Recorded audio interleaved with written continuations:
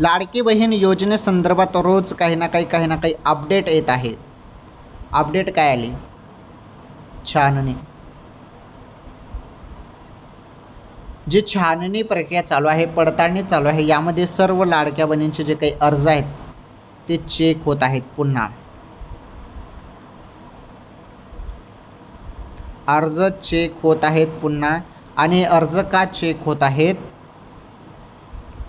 कारण भरपूर बहिणी ज्या आहेत त्यांना अपात्र केलं जात आहे. अपात्र.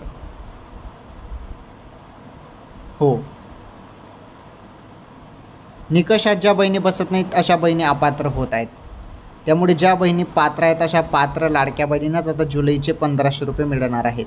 आणि जुलैचे 1500 रुपये आता 25 ते 30 जुलै दरम्यान मिळणार आहेत. ओके, थोडी वाट बघा, पैसे येणारच आहेत.